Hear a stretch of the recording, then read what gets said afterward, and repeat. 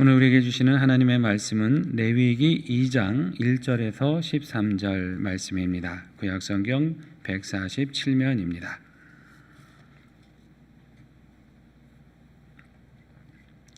레위기 2장 1절에서 13절 말씀 한 절씩 교독하시겠습니다. 누구든지 소재의 예물을 여호와께 드리려거든 고운 가루로 예물을 삼아 그 위에 기름을 붓고 또 그 위에 유향을 놓아 아론의 자손 제사장들에게로 가져갈 것이요 제사장은 그 고운 가루 한 움큼과 기름과 그 모든 유향을 가져다가 기념물로 제단 위에서 불사를 지니 이는 화제라 여호와께 향기로운 냄새니라. 그 소제물에 남은 것은 아론과 그의 자손에게 돌릴지니 이는 여호와의 화제물 중에 지극히 거룩한 것이니라. 내가 화덕에 구운 것으로 소제의 예물을 드리려거든 고운 가루에 기름을 섞어 만든 무교병이나 기름을 바른 무교전병을 드릴 것이요 철판에 붙인 것으로 소재의 예물을 드리려거든 고운 가루에 누룩을 넣지 말고 기름을 섞어 조각으로 나누고 그 위에 기름을 부을지니 이는 소재니라. 네가 냄비의 것으로 소재를 드리려거든 고운 가루와 기름을 섞어 만들지니라. 너는 이것들로 만든 소재물을 여호와께로 가져다가 제사장에게 줄 것이요 제사장은 그것을 제단으로 가져가서 그 소재물 중에서 기념할 것을 가져다가 제단 위에서 불사를 지니 이는 화제라 여호와께 향기로운 냄새니라. 소재물에 남은 것은 아론과 그의 아들들에게 돌릴지니 이는 여호와의 화제물 중에 지극히 거룩한 것이니라. 너희가 여호와께 드리는 모든 소재물에는 누룩을 넣지 말지니 너희가 누룩이나 꿀을 여호와께 화제로 드려 사르지 못할지니라. 처음 익은 것은 그것을 여호와께 드릴지나 향기로운 냄새를 위하여는 제단에 올리지 말지며. 함께 읽습니다. 내 모든 소재물에 소금을 치라. 내 하나님의 언약의 소금을 내 소재에 빼지 못할지니 내 모든 예물에 소금을 드릴지니라. 아멘. 이는 하나님의 말씀입니다. 오늘은 둘째 날인데요. 우리 감사함으로 하나님을 섬기는 자라는 제목으로 함께 말씀을 나누겠습니다. 구약의 두 번째 제사는 오늘 말씀에 나오는 것처럼 이제 소제입니다. 소제를 제물로 드리는데 이 소제라는 말은 히브리어로 이제 미느하라는 말을 씁니다. 근데 이 뜻은요, 선물이라고 하는 뜻이 있습니다. 어떤 의미의 선물인가? 바로 하나님께 경외하고 감사하고 충성이 담긴 선물을 드린다라는 의미입니다. 그러니까 나는 하나님을 경외하겠습니다. 나는 하나님께 감사하겠습니다. 그리고 나는 충성으로 하나님을 섬기겠습니다. 이런 마음을 담아서 드리는 제사, 그게 이제 소제라고 하는 것이죠. 자, 이 말씀을 통해 좀 더 이 의미를 보겠는데요. 여러분 1절 말씀 한번 보시죠. 1절을 다시 한번 같이 읽습니다. 누구든지 소제의 예물을 여호와께 드리려거든 고운 가루로 예물을 삼아 그 위에 기름을 붓고 또 그 위에 유향을 놓아 그랬습니다. 보통 제사의 제물은 송아지나 염소, 양을 가지고 이렇게 드렸잖아요. 근데 여기 보니까 소제를 보면 곡식으로 드리라고 하십니다. 그러니까 제사 중에서 유일하게 곡식으로 드리는 것이 바로 이 소제라고 하는 거예요. 표면적으로 보면 피 흘림이 없는 것처럼 보입니다. 아니 제사인데 왜 피 흘림이 없지? 그런데 소제는 민수기 말씀에 따르게 되면 번제나 화목제물을 드릴 때 같이 드리는 제사로 되어 있습니다. 그러니까 독립된 제사로 드려지기보다 다른 제사를 드릴 때 함께 곁들여서 드리는 제사, 이제 그게 제 소제라는 의미죠. 그래서 역시 소제도 피 흘림을 기반으로 하고 있는 거예요. 우리의 죄사함을 기반으로 하고 그 위에 우리의 감사와 헌신을, 충성을 하나님께 드린다, 이런 의미가 있는 것이죠. 어제 우리가 이제 번제를 말씀하면서 번제는 내 자신을 정말 산 제물처럼 하나님께 온전히 바쳐드린다, 이런 말씀을 드렸잖아요. 자, 그렇게 하나님께 나 자신을 바쳤으면 구체적으로 일상에서 어떻게 살아야 되겠습니까? 실제로 매일 감사를 해야죠. 실제로 하나님을 섬기고 봉사를 해야 될 거 아닙니까? 하나님 맡기신 일들을 갖다가 한결같이 성실하게 감당하며 살아야 할 것 아니겠습니까? 그게 바로 소제에 담긴 의미다라는 것이에요. 번제로 내 삶을 온전히 헌신했으면 이제 구체적으로 내 시간과 건강과 물질을 가지고 하나님을 섬기는 삶을 살아가는 것, 이제 그것이 바로 이 제사의 의미라고 하는 것이죠. 자, 그런데 이 말씀을 보면 곡식을 그냥 가져와서 드리는 게 아니에요. 어떻게 해요? 고운 가루로 예물을 삼아라 그랬어요. 그리고 그 위에 어떻게 해요? 기름을 붓고 또 그 위에 유황을 놓아라 이렇게 말씀합니다. 자, 이 기름이라고 하는 건 그 당시에 감람유죠. 올리브 기름인데요. 보통 이 기름은 종종 이제 성령이 임하시는 그런 제사장이나 왕을 세울 때 머리에 그 기름을 붓는 것이 이제 하나님의 권능, 성령이 임하신다라는 의미가 있잖아요. 이제 그것을 상징하는 것이고, 유향은 아주 비싼 그 향이 나는 재료로서 거룩함, 헌신, 이것을 순전한 헌신을 상징하는 바로 그러한 재료가 유향입니다. 그러니까 이제 소재에 기름을 붓고 유향을 얹어 드린다고 하는 것은 우리가 성령의 인도함을 따라서 거룩하게 하나님 앞에 쓰임 받겠다고 하는 결단인 것이죠. 자, 그런데 여기서 이제 중요해지는 게 고운 가루예요. 아니 그냥 곡식을 가져와서 드리고 위에 기름을 부어도 될 텐데 왜 꼭 고운 가루로 가져오시라고 하시는가? 여러분, 곡식 가루를 고운 가루로 만들려면 어떻게 해야 됩니까? 굉장히 그 많은 힘을 들여야 됩니다. 아시죠? 절구에 넣고 찢거나 맷돌로 뭐 갈거나. 여러분, 그런다고 해서 바로 고운 가루가 됩니까? 아니에요. 지금이야 기계가 있으니까 뭐 싹 넣으면은 뭐 굉장히 곱게 나오지만 예전에 그 시대에 그게 됩니까? 아무리 맷돌에 갈고 빻아도요 거칠어요, 알갱이가. 그거를 체에다 놓고 막 거르지 않습니까? 그래서 고운 가루만 빠지고 또 굵어진 건 다시 또 갈고 빻고, 이 과정을 몇 번을 반복해야 가루가 고와지는 거예요. 자, 근데 이거를 왜 이렇게 많은 수고를 하면서 하나님 앞에 제사하라고 하시느냐? 자, 그 이유가 있는 것이죠. 그것은 하나님께 우리가 감사하고 봉사하는 삶은 우리가 가진 것으로, 아니 하나님이 주신 것으로 우리가 빻고 찢고 갈듯이 하나님 앞에 성실하게 땀 흘리고 수고하면서 봉사하고 애쓰고 내 손에 그런 노력을 담아서 하나님 앞에 드리는 것, 이것이 하나님이 받으시는 제사다라고 하는 거예요. 하나님의 은혜를 받았지 않습니까? 그 은혜 받은 거 그냥 그대로 돼가지고 오는 게 아니라고 하는 것이죠. 은혜 받았으니까 그 은혜를 갖고 열심히 노력하고 수고해서 하나님이 기뻐하실 만한 열매를 만들어서 드리는 것, 그게 소재의 의미, 바로 예배의 의미다라고 하는 것입니다.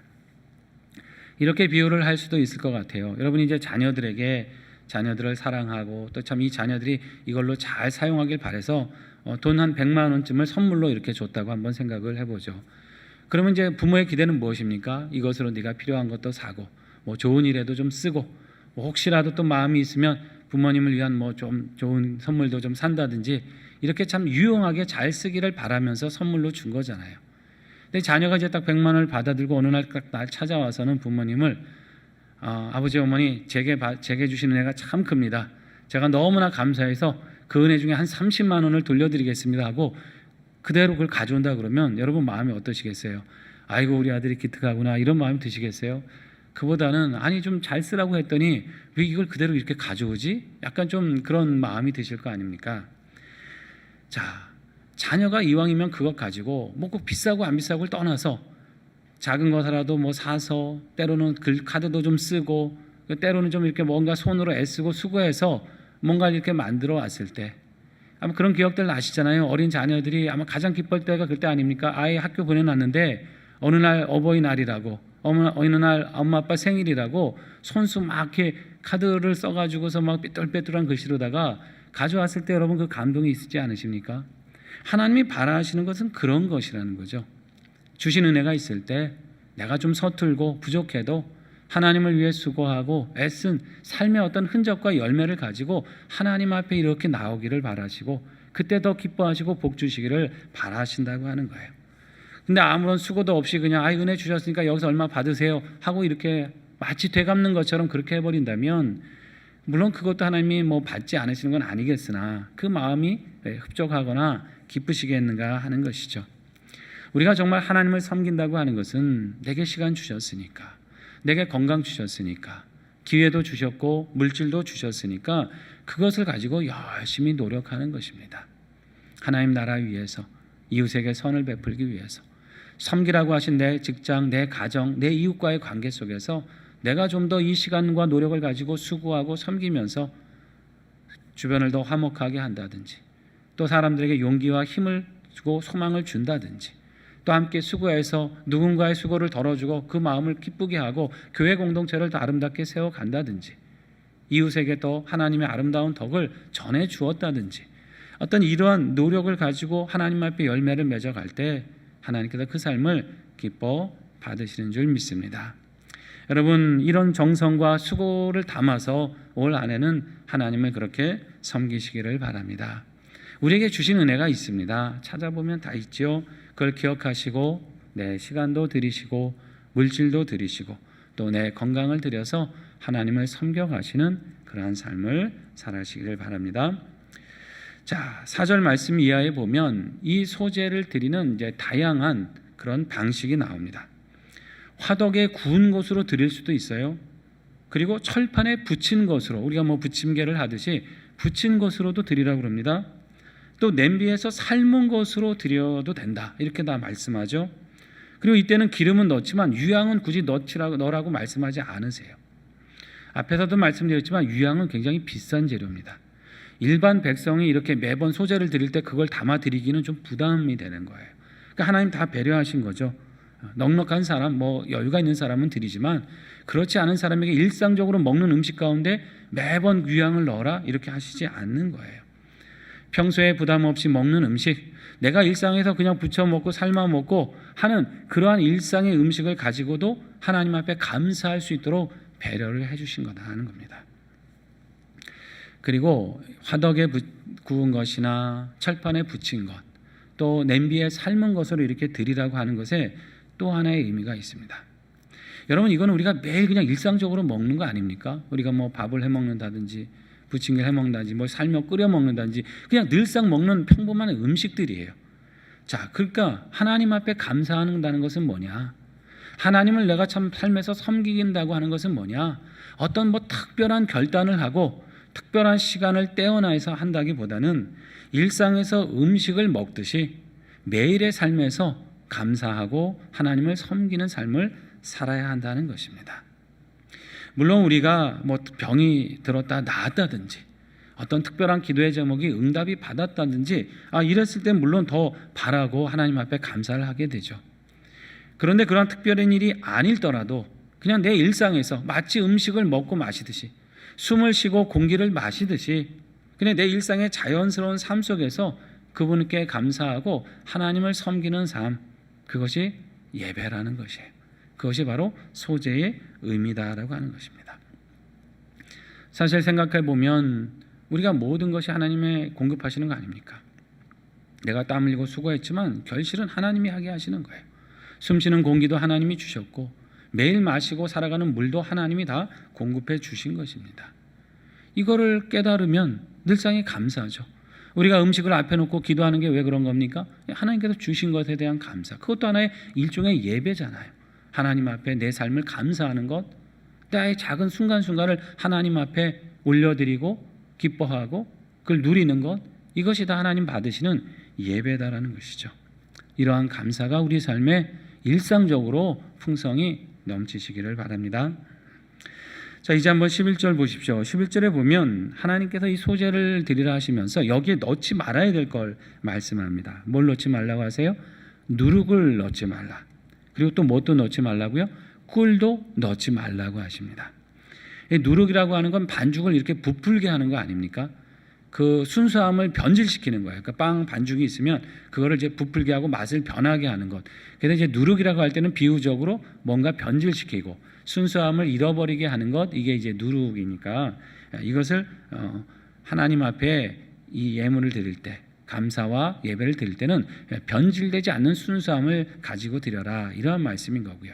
자, 꿀을 넣지 말라고 하신 이유는, 꿀은 그 당시 고대 사회에서 이방 신들에게 제사 드릴 때 꼭 넣었던 게 꿀이었어요.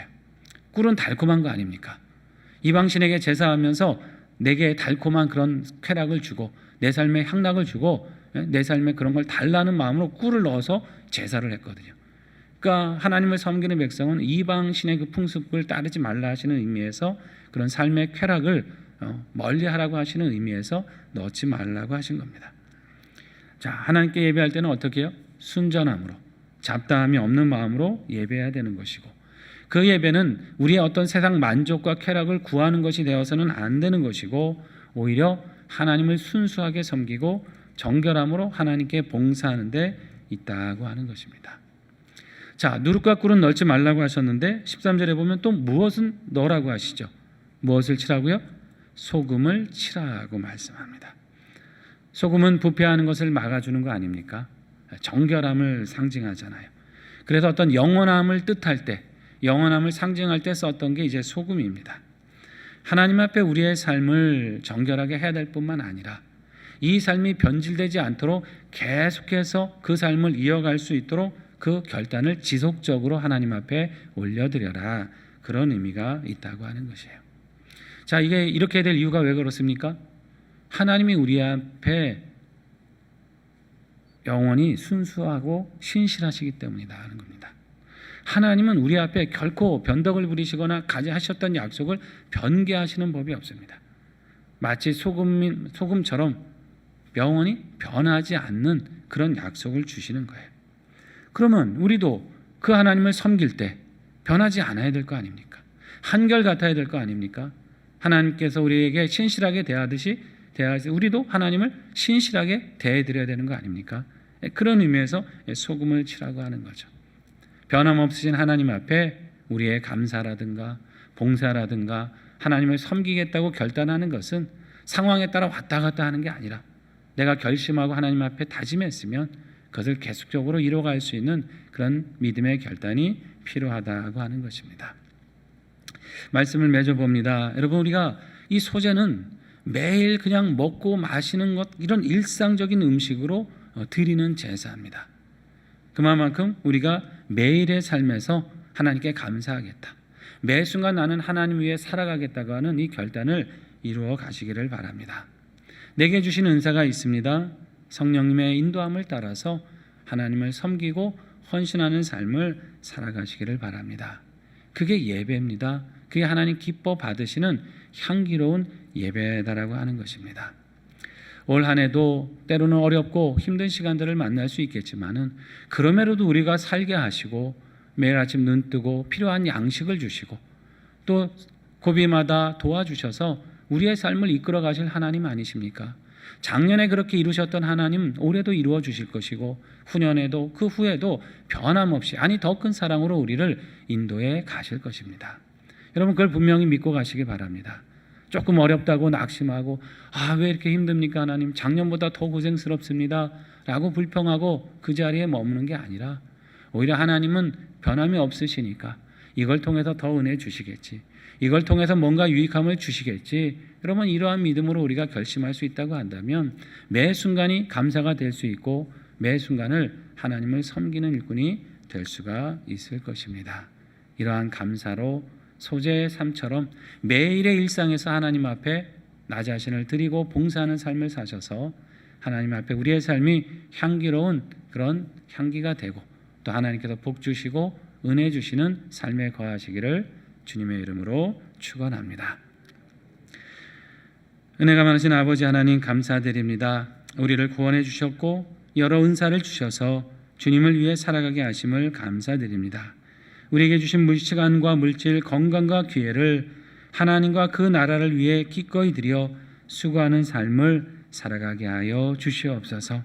주 앞에 감사하는 마음이 매일 떠나지 않게 하여 주시고 우리 삶이 하나님 앞에 정결하게 하셔서 변함없이 헌신하고 충성하며 하나님을 기쁘시게 하는 일꾼이 되게 하여 주시옵소서. 하나님, 어려운 때 우리 전도와 선교의 문을 열어주시고 복음의 역사로 충만케 해주시기를 원합니다. 우리의 입술과 삶으로 복음을 담대히 전하게 하셔서 갈 바를 알지 못하는 영혼들이 주님의 복음 안에서 구원과 삶의 소망을 얻게 하여 주시옵소서. 전도하고 애쓰는 일꾼들, 특별히 주의 복음 들고 수고하는 선교사들에게 건강과 평안을 더하여 주셔서 그 지역을 살리고 그 영혼들을 주님께 인도하기에 부족함이 없도록 능력을 더하여 주시옵소서. 하나님, 코로나로 인한 어려움에서 우리를 온전히 구원해 주시기를 원합니다. 더 이상 이것으로 인하여 불안해하거나 두려워하지 않게 하여 주시고 세상 모든 사람들이 다시금 함께 평안함을 누려갈 수 있도록 생명의 역사, 회복의 역사를 베풀어 주시옵소서. 어려워진 경제에 힘을 더하여 주시옵고 우리의 지친 마음에 위로를 더하여 주시며 불안한 그 마음 가운데 소망을 주셔서 다시금 주님을 의지하며 이 모든 고난을 넉넉히 이기게 하여 주시옵소서. 이 아침 귀한 정성으로 예물 드린 손길들이 있습니다.